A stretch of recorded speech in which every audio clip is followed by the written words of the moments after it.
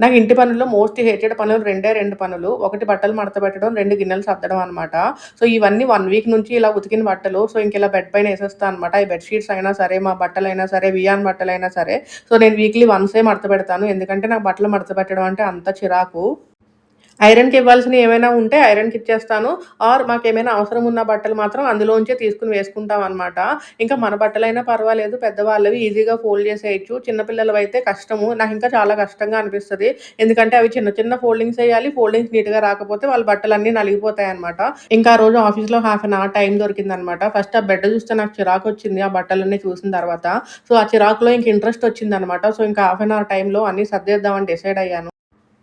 ఇంకా bed sheets, మడతబెట్టిన బట్టలు అన్నీ గూడా ఇంక అన్నీ సర్దేశాననమాట. ఆ టైంలో ఇంకెక్కడివక్కడవన్నీ పెట్టేశాను. సో, ఉతికిన బట్టలు సర్దడమే కాదు, మా కబోర్డ్‌లో బట్టలు గూడా అన్నీ చెల్లాచెదురైపోయాయనమాట. సో, అవన్నీ గూడా టైం జూసుకొని అంతా నీట్‌గా సర్దుకోవాలి. సో, ఫైనల్‌గా బెడ్ చూస్తే మాత్రం కొంచెం ప్రశాంతంగా అనిపిచ్చింది నాకు. బట్ మళ్ళీ నెక్స్ట్ వీక్ ఇదే రిపీట్ అవుతుంది మా ఇంట్లో.